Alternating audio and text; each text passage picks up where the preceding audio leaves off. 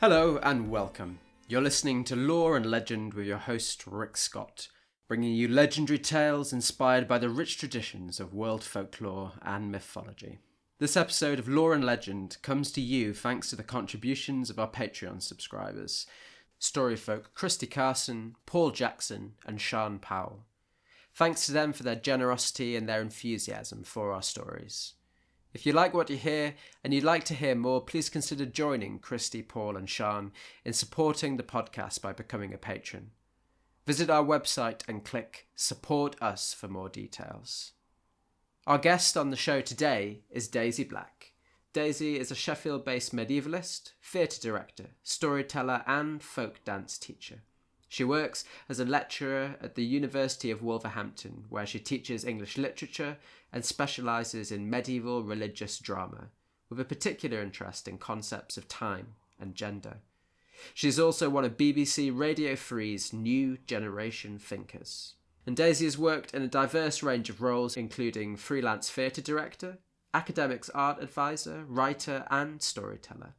She's produced performances of several medieval mystery plays in Manchester and Sheffield, and over the last few years has been commissioned by Manchester Cathedral to produce a series of historical monologues. As a teller of medieval stories, Diasy performs Broken Shells, a storytelling project that weaves together narratives from Chaucer's Man of Law's Tale, the myth of the giantess Albina, and the poetry of Sappho, together with folk music, in order to raise funds and awareness for refugees in Calais and Lesbos.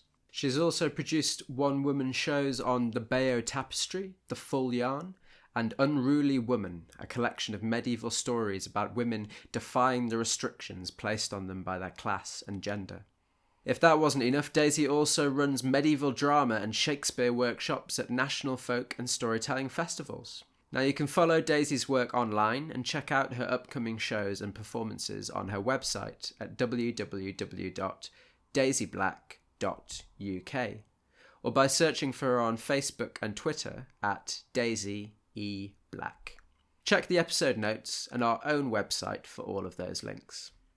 This is the first interview that we've recorded virtually due to restraints of the lockdown, and so we hope you'll forgive some issues with our audio this time round. You will hear some interference at the start of the story, but it will quickly clear up, and I'm afraid that guest appearances from housemates and outside traffic make these locked down interviews occasionally lively.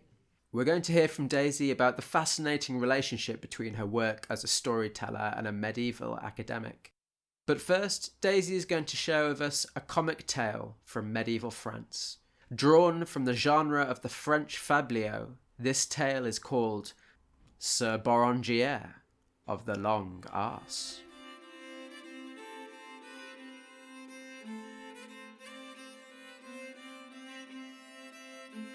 In Lombardy, where people are not very brave, there is an old knight who has a very clever daughter.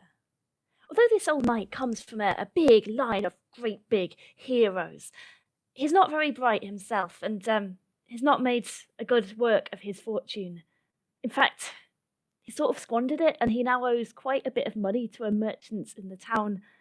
In fact, he owes so much he's not quite sure how he's ever going to repay him. And so the old knight hits upon what he thinks is a really great idea. He is going to marry his daughter off to the merchant's son. That's way the merchant's son gets the fancy title of knight, the debts are repaid, and everyone lives happily ever after.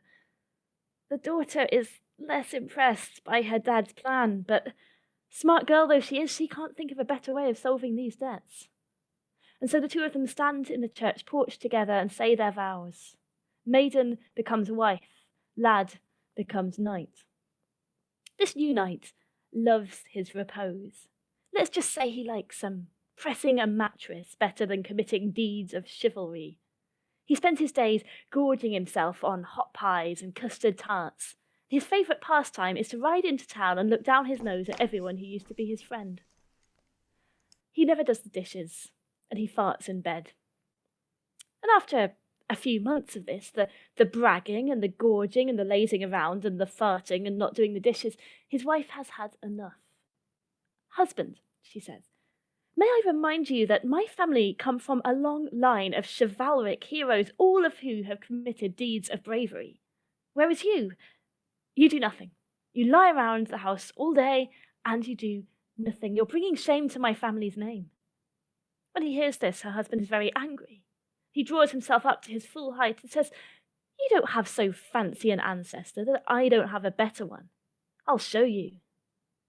So the next day, he gets up very early and he goes to the armory. And there he pulls on the woolen leggings. He buckles on the steel shoes and the chainmail armor. And then he puts on a great padded tunic that makes him look like a walking duvet. And he clatters around in the dark, desperately trying to tie all of his plate armor into place. Eventually his wife wakes up. "What on earth are you doing clattering around in here?" she says. "It's 6 a.m. He draws himself up to his full height and he says, "I am off to the woods to fight a knight who has insulted me. I shall cut off his head so he doesn't dare insult me again." And his wife thinks this is pretty strange because she thinks the only enemies her husband has are his former mates from the village. But she passes him the helmet and he puts it on his head and he grabs his lance and he grabs his shield and he clatters off downstairs and "Don't forget your sword," she yells after him. As she watches from the castle window, she can see the knight in his shining armor ride down the valley and up towards the forest. And she thinks he cuts a fine figure of a man. His armor is golden in the morning sun, bright and new and completely unspoilt. Once he gets into the forest, the knight slows his horse to a gentle amble. And they go along like this for a little while until they get to a clearing. In the middle of the clearing is an old oak tree. And this tree is ancient, it's gnarled and twisted over on itself, a proper ent on earth. When he gets to this tree, the knight dismounts with a crash. He takes his great noble shield and he hangs it by its chain on the top of the tree. Then he takes out his sword, lifts it high above his head, and clang, crash, clang, he batters it with more than 1,000 blows. Then he takes his great lance and breaks it into 4 pieces. It takes him a bit of time to learn how to remount his horse again. His armor is very, very heavy, and without a mounting block, let's just say it's less than dignified. But eventually he manages it, and he takes his shield, he takes a splinter of his lance, and he rides straight out of the forest. When she sees him coming, his wife runs down to the stables. She goes to help him dismount, but "Get back," he says. "You are not worthy to kiss the sole of my shoe. I have committed such deeds in that forest. I have vanquished my enemies. I have cut them into dust. There's no one in your family as brave as I am." And he looks so fierce in that moment, and she sees what a scarred, battle-weary mess his shield is. She sees that his lance is just a toothpick of what it once was, and she's scared he's going to beat her. So she steps back and bows her head as he takes his horse to the stables. The next day, the knight again gets up very early. He goes to the armory. On go the woolen leggings, on go the steel shoes, the chainmail trousers. On goes the great big padded tunic that makes him look like a walking duvet. And he clatters and clangs around in the dark, trying to fit his armor in place. In comes his wife. "What are you doing?" She says. "It is 6 a.m. He draws himself up to his full height and says, "I am going to the forest to fight an enemy who has insulted me. Pass me my helmet, I can't bend down." And she's surprised, but she passes him the helmet and he takes his scarred shield and he takes a new lance and clatters off. "Don't forget your sword." And she watches the knight ride down the valley and up towards the forest, and she thinks he cuts a fine figure of a man. His armor is golden in the morning sun, still shining, still new, still completely unspoiled. When he gets to the forest, as before, he rides to the clearing. He dismounts with a clang. He takes his shield, puts it onto the tree, takes out his sword, and clang, crash, clang, he batters it with more than 1,000 blows. Then he takes his hefty lance and breaks it into 4 pieces. He's slightly better at mounting his horse this time. He sort of manages it after about 10 minutes, gets onto the horse, and then digs his spurs into the horse's side and rides straight out of the forest. When she sees him coming, his wife rushes to the stables, goes to help him dismount, but "Get back," he says. "You are not worthy to kiss the sole of my shoe." A word of advice for any listeners who might find themselves in a medieval comic story. If you ever find that you're in a bit of a repetitive narrative which might have a funny ending, don't play the same trick twice, especially if your wife is really clever. And so although she steps back, and although she lets him clank his way to the stables on his own, this time she notices something. Sure, his shield is a scarred mess of wood and splinters, and sure, he's carrying a toothpick instead of a lance, but his armour is as fancy and shining and burnished as the day he first put it on. And her husband doesn't seem injured or out of breath at all. She knows she's been tricked. And she decides the next time he pulls this one, she's going to follow him and see what he does. The next morning, because these things always happen in threes, the knight gets up very early. He goes to the armoury. On go the woolen leggings, on go the steel shoes, the chainmail, on goes the great padded tunic that makes him look like a walking duvet, and he clatters around trying to put his armour in place. In comes his wife. "What are you doing?" She says. "It's 6 a.m. He draws himself up to his full fight and says, "I am going..." Yes, he says, "we've heard all of this before. Look, shouldn't you just take one of the servants with you? Because your enemies are so numerous and so fierce." And he laughs at her and says, "My love, there is nothing in that forest that I can't defeat all by myself." And so she passes him the helmet, and he takes a shield, he takes a lance, he remembers his sword, and he clatters down to the stables. And she watches the knight ride down the valley and up towards the forest. And then she goes back to the armoury. And she opens the chest which contains her father's battle gear. His dirty, grimy, scarred, wounded battle gear. And then she calls a maid to help her because, unlike her husband, she's not stupid enough to try and put on plate armour all by herself. And a few minutes later, you can see a second knight leaving that castle on a fierce war horse. As before, her husband has got to the forest, he's ridden to the clearing, dismounted, hung his shield on the oak tree, and hack, hack, hack, battered it with more than 1,000 blows. He's making so much noise that anyone passing by would think that Satan himself was hosting a nice tea party for all of his friends in that forest. And it's this sound that his wife hears as she passes under the first branches. She follows the source of that very strange sound until she comes to a clearing, where she sees a rather odd sight. There's a great shield hanging on a tree, and in front of the shield is a little man, hack, hack, hacking away at it with a sword that's several times too long for him. And she is furious. She digs her heels into her horse's side and rides straight at her husband. And he squeaks and steps back and drops his sword. And she speaks to him in a deep, terrible voice. "How dare you cut down my trees and abuse your shield? You will regret this crazy business. I will not leave this spot until I have cut you into tiny pieces." And all the colour goes from her husband's face. And he says, I'm so sorry, good sir. I didn't know this was your wood or these were your trees. Please take anything you want. My horse, my land, my wife, anything in recompense. If his wife was a tad miffed before this point, now her anger grows to a red-hot flame. And she laughs at his offer. "No," she says, "but I am merciful. I will offer you a deal. Either you can fight with me honourably now, and I warn you that when I win, you will straight away lose your head, or I will dismount, and I will undo the points of my armour and bend over, and you can come and kiss my arse, exactly in the middle, if you please." At this, her husband's face relaxed with relief. "Good sir," he says, "I have vowed to fight with no living man. Therefore, if you will kindly dismount, we will do as you have asked." And so she dismounts From her horse, she undoes the points of her armour, she does the ties of her leggings and drops them, and bends over. As he is looking at the rounded cheeks of her Arse from behind, it seems to him as though the cheeks and the quim were all the same thing.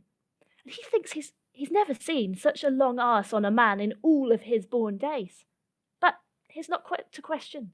He kneels and he devoutly kisses her right at the hole. Once he's done, she stands up, she does up the points of her armour, and she mounts her horse with a grace and fluidity that he can only envy. "One moment, sir," he says, "before you go. Please give me your name, you who have so honourably defeated me." "My name," she says. "My name is Berengier of the Long Arse, and I put all cowards to shame." And she digs her spurs into her horse's side and runs out of that forest. It's, well, let's just say he doesn't mount his horse after that. He's not quite sure he hasn't soiled his armour. And so he takes it by the bridle and he leads the horse gently out of the forest, down the valley, and back up towards the house. His wife, of course, has got there before him. She goes back to the armoury and carefully takes off each piece of armour and lays it back in her father's chest. And then she goes to her bedroom and she summons the man that she had loved, the man that she had hoped to marry before her father's debt got in the way. And they're in bed, having a lovely time when her husband gets back from the forest, aching, humiliated, and just not in the mood to find his wife in bed with someone else. What's worse is that they don't even bother stopping when he does get there. "Wife," he says, "how dare you shame me like this? I will have you beaten for this behaviour." But she sits up in bed, her face full of fire. "Oh, will you, husband?" she said. "In that case, I will complain of you to my dearest friend, Lord Berengier of the Long Arse, who puts all cowards to shame. He said he bumped into you in the forest today." At this, her husband's face goes ashen, and he says no more. From that day forward, she does exactly as she pleases.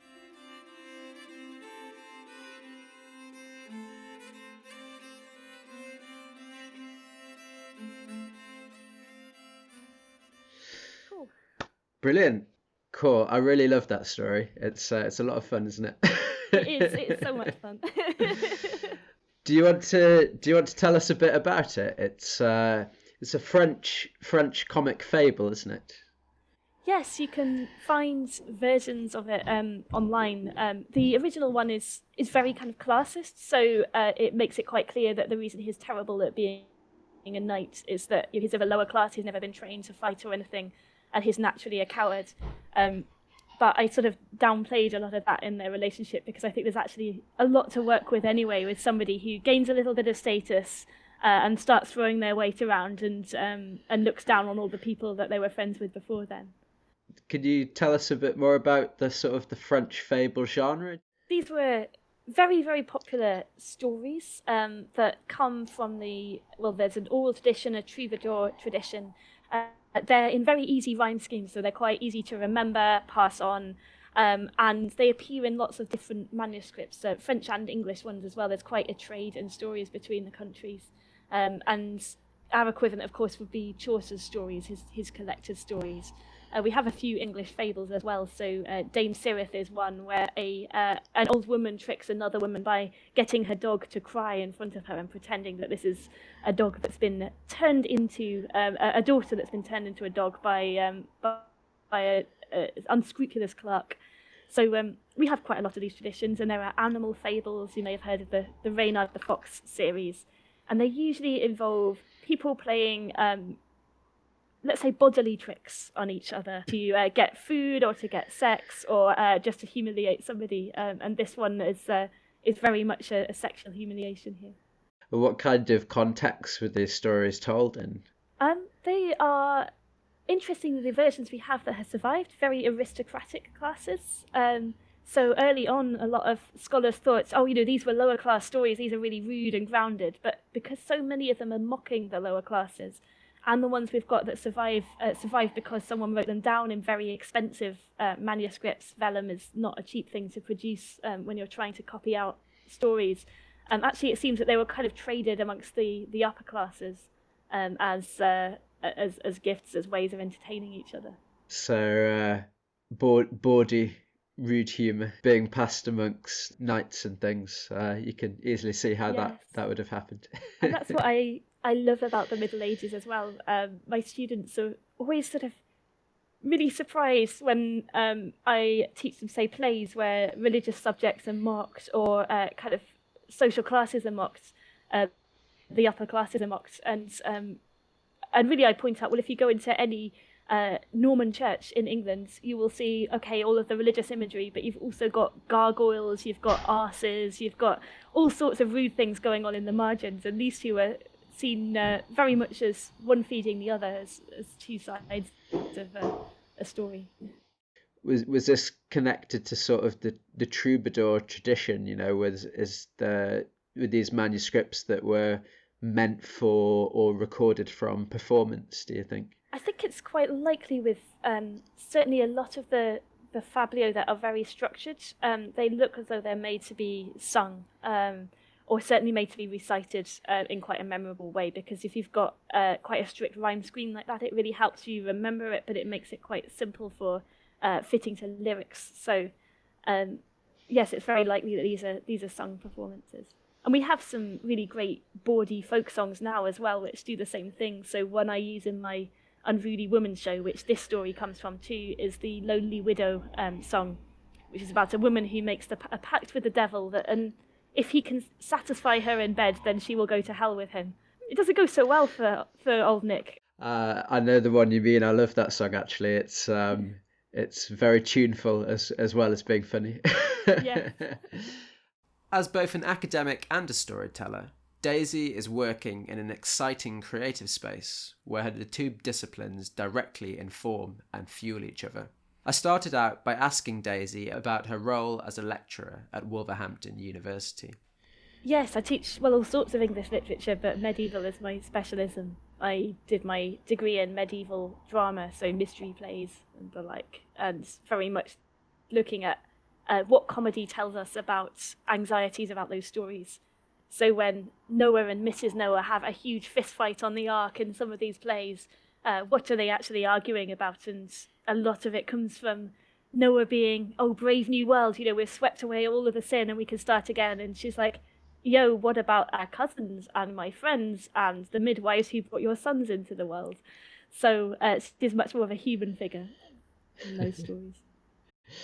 Yeah, that's interesting. So almost in the same way as people are surprised by these kind of bawdy songs and things, it sounds like these stories kind of deal with people in the past thinking through the implications of all these kind of like biblical stories and myths and what might actually have happened beyond the pages of the Bible. Yes. Yeah, absolutely. And there's a whole apocryphal storytelling tradition as well of things like how Joseph reacted when he found Mary was pregnant and didn't buy her excuse immediately, and what Jesus was doing as well when he was a little child. And he's really naughty because you've got this tiny kid with superpowers. So there's this whole wonderful storytelling vein there as well. So your work has involved a lot of story already. It was very much my lecturing that got me into storytelling. My first job was at the University of Hull, and my first lecture was on the Battle of Malvern. So you've got all of these really bright students who have come to uni first semester, first year, and suddenly they're trying to deal with Old English literature. And they're like, I can't even read this. This is horrific. This is really scary. So I knew I needed to get them sort of emotionally engaged with the text before we got into the language work of it. So I started that lecture by telling the story of the Battle of Malvern.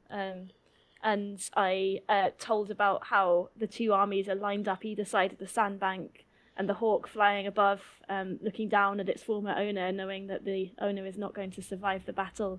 So I told them the whole thing, and I massacred the whole of the front row, and they seemed to really enjoy it. So it was terrible storytelling, but it really made me think, oh, this is a really useful thing to do. And now I've done it quite a bit more as a way of making some of the amazing stories I'm working on in my very serious academic articles become just enjoyed by other people, really. So it's sort of grown from there. But I'm very interested in how you can use storytelling in teaching and lecturing, and how to make it a way of making subjects much more accessible more readily to students. So last year I ran a storytelling for medievalist workshop at Leeds Congress, which is our sort of big get together, and it's great seeing what people are doing with it now. Did you know much about that whole kind of storytelling world? When did you first kind of get in touch with that? I think through folk festivals, probably through Sidmouth, going to the story circle there, and there and Whitby I first saw Shona Lee tell and Taffy Thomas tell. They did a great sort of evening of bawdy stories there one night, which was kind of hooked me a bit.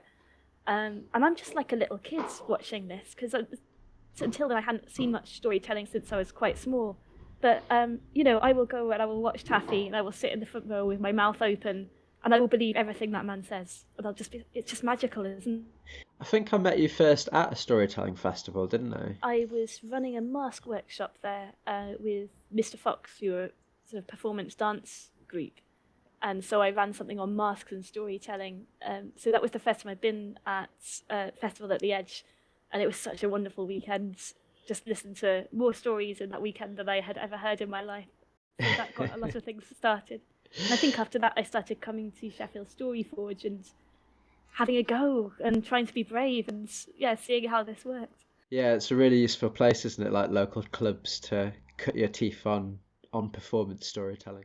Daisy's work as a storyteller draws directly on her knowledge of medieval literature and narrative, and she's produced a series of shows which illuminate different aspects of medieval culture, but are also intimately connected to the concerns of the present. The full yarn brings to life the history recorded in the Bayeux Tapestry, a crucial part of Britain's national heritage. Broken Shells reinterprets the Man of Law's tale from Chaucer through the perspective of the refugee crisis and forced migration, while Unruly Woman is all about the different ways that medieval women defied the norms imposed on them by medieval society. When did you start sort of creating shows? Did that sort of grow out of the stuff that you were doing at lectures? A little bit, but whenever I want to learn a skill, I promise somebody I will do that thing for them in a year's time, because I need a deadline, otherwise I just never get round to it. So I think I've watched quite a bit that year and seen some of Debs Newbold's longer shows as well, so I knew it was possible to tell a long overarching story, as well as sort of the smaller ones I was telling at, say, Storyforge, the shorter, less scary ones. So I promised some of my medieval colleagues that I would tell them the Man of Law's tale, which is about Custance, who is set adrift in a rudderless boat, for a conference called Women at Sea the following year. So I had a whole year to go, right, I need to work out how to do this and how a long story is going to work and how to weave in folk song. And that produced about a 45-minute performance, which is what they needed at the time.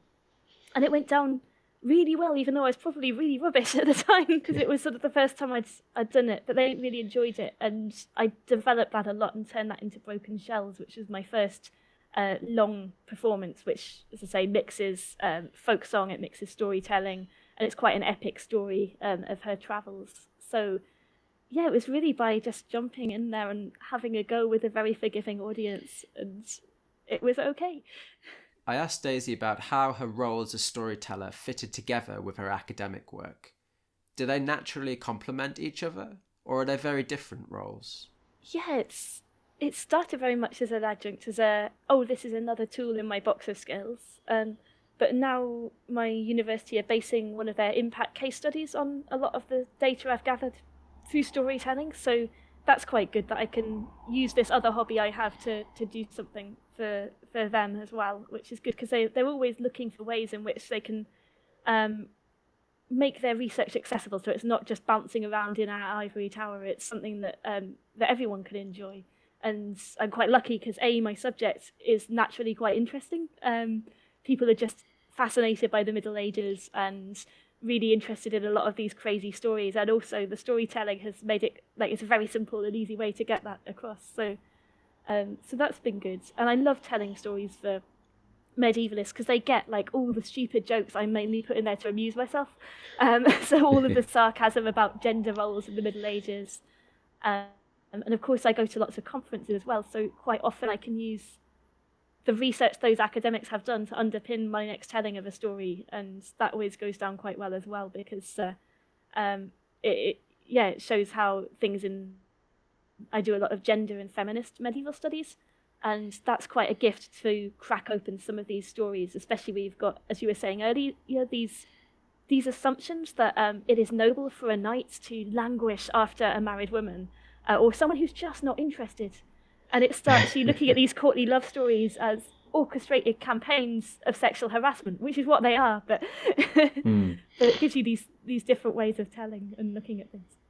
I suppose it must be difficult working with some of these sources sometimes because of all of that kind of difficult content, but also perhaps causing us to reflect on the fact that as I said, orchestrated campaigns of harassment. Unfortunately, some of those narratives kind of have persisted almost to this day, haven't they? And if you look at the plots of some romantic films, some contemporary romantic films, it's changing a little bit now, but you get some of the same features, don't you? Yes, and I bring a lot of that modern cultural knowledge into my storytelling, especially in the Unruly Woman show, which is unashamedly kind of feminist medieval folk tales. But yeah, there are references in that to the Me Too movement. There are characters in that who hold open doors for you and expect you to be grateful, etc., etc. So I think actually modern courtship, I suppose, still contains a lot of these devices. Modern flirting does as well. And if you look at pickup artists, their advice isn't so different. Be really persistent, kind of grind her down with plenty of messages, or like just being there all the time, stalk her a little bit. And you think, well, that's the romance of the rose almost. It's sort of like a medieval pickup manual. That kind of like mixing in the modern and the medieval, does that, how do you work that as a educational tool, because I guess you want to help people understand the past and be aware of it, but as an academic, is that a challenge? Is there a danger of overwriting the medieval with our modern perspective? Yes, I would say it's more what I tend to do. There are a few things I use in my arsenal. So one thing is sarcasm. So one of the easiest ways to sort of say, okay, this is how the medieval stories go, and that's not okay now, weirdly enough. Sarcasm's great there because it's a point of connection between you and the audience. It involves a lot of laughter as well, but it also is a great way of highlighting the obscene or the inappropriate, for example. So yes, sarcasm I use a lot. I call it out like it is a lot, and I also give perspectives to characters who aren't given perspectives in the medieval stories. So in Broken Shells, for example, it has an incredibly racist bit in Chaucer's original story, where one of the characters is evil because she's a Muslim, and another character is evil because she's a pagan, and the medieval Christian audience would have just accepted that and be like, well, of course they are, and obviously that's not okay now, and some of the plays I work on are very anti-Semitic as well, so you have to think about how do you deal with that material. And in Broken Shells, I've given those characters proper, a little bit of backstory, a bit of an alibi, motivation. I humanise them because I think, okay, why would the mother of a sultan in Syria be really, really upset that her son is going to convert his whole country to Christianity because he wants to marry some woman he's never seen? You don't have to think too hard about that. Syria is where Troy is. And so maybe she's grown up hearing these stories of Troy, and maybe she knows what happens to a country when a bride is taken from a distant land. Because the last time a bride did, it was Helen. And that utterly destroyed a generation. And then you've got Trojan women and all of those kinds of plays, which really lament the fact that for this kind of romantic love where you change your country's culture, lots of people die. She knows what the body count is, whereas her son is the courtly lover and doesn't get that. So that's another way in which I don't overwrite the medieval story, but kind of add to it so that a modern audience has the context and perhaps has a little bit more compassion than a medieval reader would have done. In dialogue with your academic career, it seems like a really fruitful way of kind of sort of that crossroads, I guess, between the academy and heritage and that kind of thing. Yes, it keeps me enthusiastic about it too. It's really helpful actually in my discipline because I work so much in medieval performance studies that I'm always looking at a text sort of with a director's or performer's eye and thinking, well, sure, there's some really complex theology going here in this bit, but how do you perform it? How do you put God on stage? What does that do to the audience? And I think becoming more of a storyteller myself has really helped with that because I can really imagine how people will respond to something.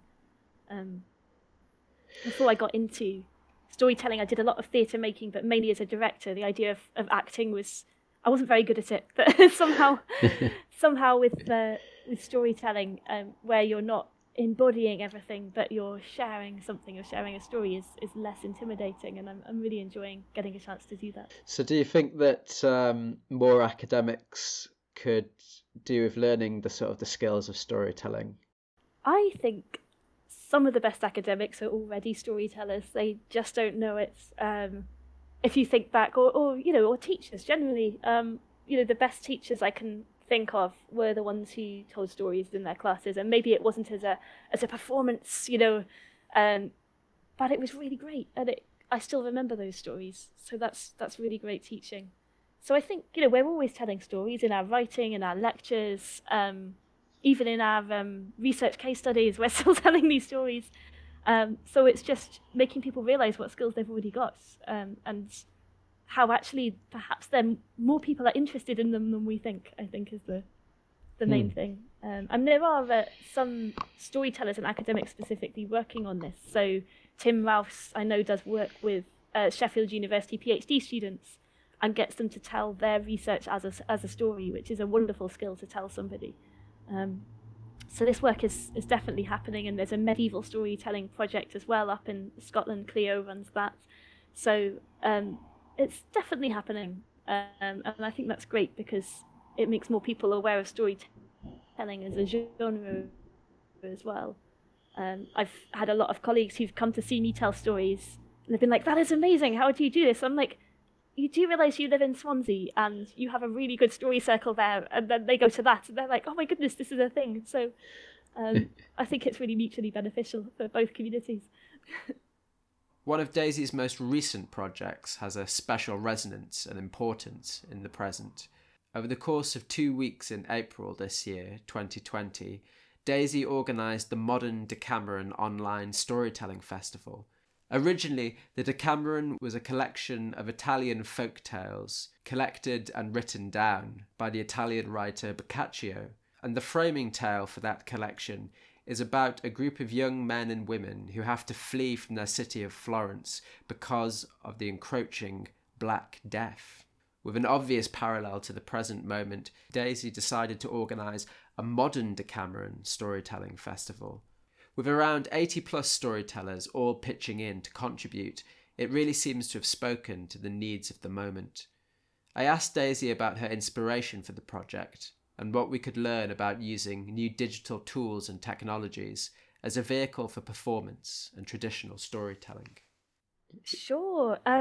So this was one of those mad schemes that start as a throwaway comment and then become ridiculously big because everyone is invested in it. I was coming back from work on what I didn't know then would be my last week physically in the classroom. And I've been talking to one of my colleagues about Boccaccio's Decameron and how relevant it had suddenly become again. This idea of people needing to self-isolate, and what culture and art can do to help in that situation when you're not allowed to go to theatres, you can't go to storytelling anymore. All of my folk things were being cancelled essentially. And I was thinking, well, I'll probably be teaching online in the next few weeks. I didn't realise it would be so soon. But I wonder if we could do something like that with storytelling. So anyway, I put something up on Facebook saying, oh, it would be cool to have a modern Decameron where tellers all tell 100 stories. And then the comments on that, I was like, oh my goodness, I've got like 40 people already saying they want to do this. So organised the whole thing through Facebook groups, and word caught on. So as soon as I had nearly all of the stories I needed when we launched the first day of 10 stories. And I was still getting loads of people say, oh, can I tell some tales? So I ended up extending it. We ended up with 120 stories. So we did 2 better than Giovanni Boccaccio in his villa of 10 people. 83 different tellers out of those as well. So wow. Yeah, it's really an amazing project, and interesting, isn't it? Because you were one of the first storytellers who I'd seen actually doing a. Did you do a live show on YouTube? Yes, that was Unruly Woman. My friend had a house concert, which sold out because house concerts are obviously tiny audiences. But I have quite a few friends who, for various reasons, sort of anxiety, disabilities, etc., going to something like that would just always be impossible. So I thought, well, I'm doing this in my friend's house. It would be a really good time to experiment with seeing if you can live stream it. And I had an excellent friend who knew the tech enough to be able to set all of that up. And yeah, it worked. It worked fine. So this was 2 years ago, I think now, and it's really good to see lots of storytellers doing that now, especially where gigs have been cancelled, to be able to kind of live stream things and live stream stories. It opens it up. I think it's really exciting how people have responded. I have seen, actually, of all the things, storytelling is the thing I've seen most happening most quickly after the lockdown. People going online, recording stories, sending them out there, being really generous with that. And then you've got things like Beyond the Border with their scheduled programs each week, and various other events as well, where you can actually you can buy a ticket or you can pay the storyteller virtually somehow for their craft, which I think is really important, because when I started the Modern Decameron, it didn't feel as though the lockdown would last a really long time. I was thinking, oh, probably by July we'll be out. That's looking less likely. So actually, we do need online forms of creating art and sharing our art with each other. So I kind of hope that continues even when we're allowed to leave our houses, because it's a great way of making it accessible for everyone.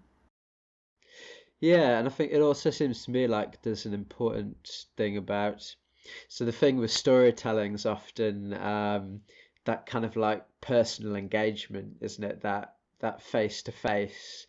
And so there's this now interesting connection between, using technology and people really needing that sense of connection, and that allows storytelling, even in a non-traditional digital format, to really kind of answer that need to come into its own.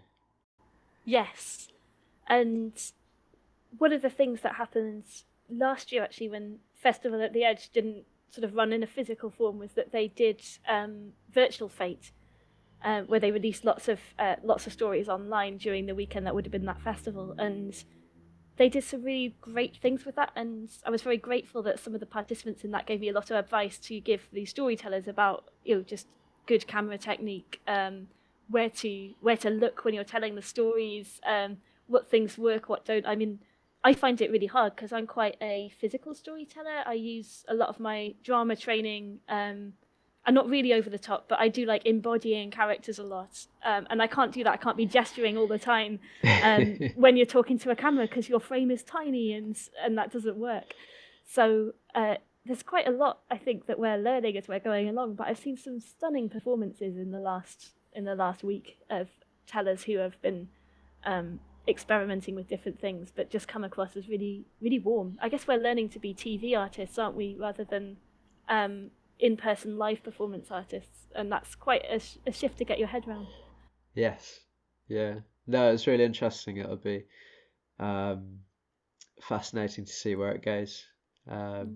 You said for you it was about reaching audiences who might ordinarily not be able to come and see you. I know that for me and Seb, doing it as a podcast is a way of us overcoming not really having the time to be gigging or touring artists.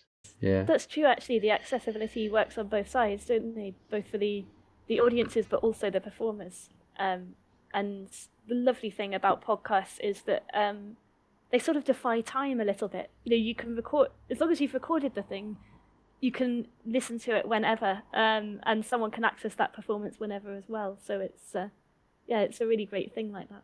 I always enjoyed the ensemble nature of a lot of storytelling performances, where you have sound and music and musicians and that kind of thing.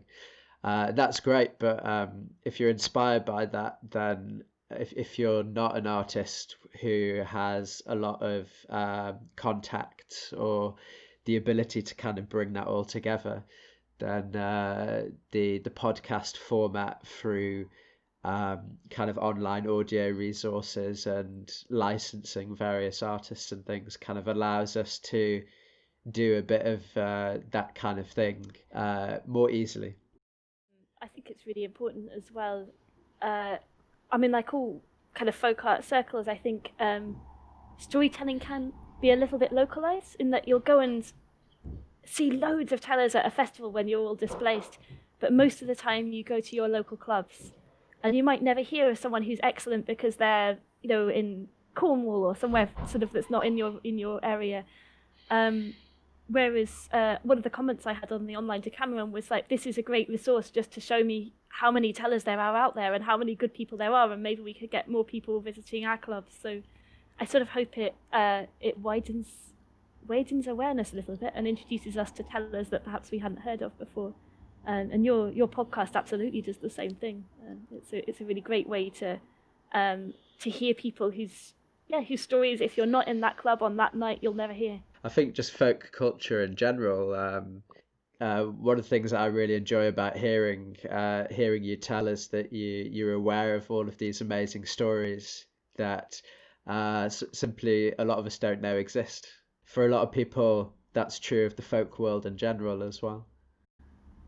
Yes, or just with storytellers of all types, and I suppose stories are quite a personal thing, in that you remember the ones you were told in your culture when you were a child, and then you gather stories as you grow older. And then sometimes you come across a story that you thought was from one culture in a completely different one.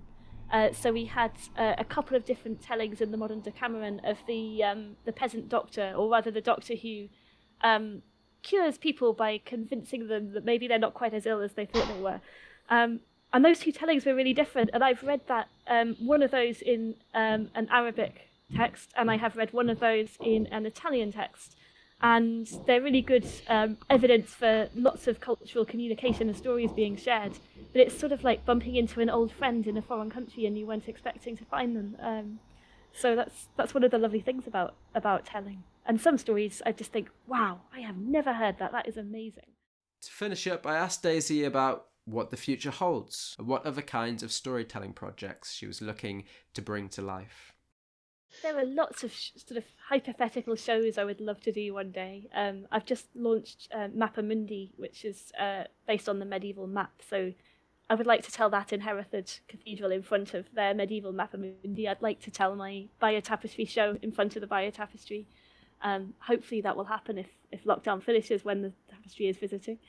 But yeah, lots of other stories. At some point I'd like to attempt a version of Jane Eyre, actually, because Bronte weaves in a lot of folk story into her novel, and I think that could be a very interesting thing to explore, the sort of the folk elements, the gothic horror elements that she plays with, and see how you could tell that story through the tales that Bronte references. So there's all sorts I'd like to do, really. It's just finding time. And last of all, I asked where you could go to find out about future performances from Daisy, whether in the physical or the virtual realm. If you Google Daisy Black and storytelling, you'll find my website, and I list gigs up there. There is talk that I might do another live stream storytelling performance. So if that's going to happen, I will definitely be putting more publicity out about that, but that will appear on my website too.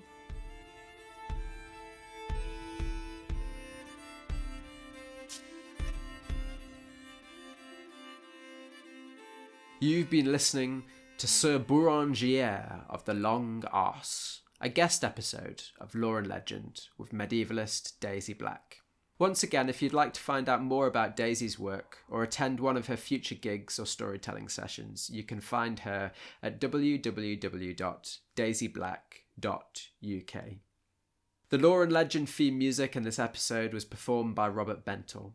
To find out more about episodes of Lore and Legend, visit us at www.loreandlegend.co.uk, and you can also check out our episode blog posts. If you like what you hear and you want to hear more, please consider joining Christy and Paul and Sean in supporting this podcast by becoming a patron. Visit our website and click Support Us for more details.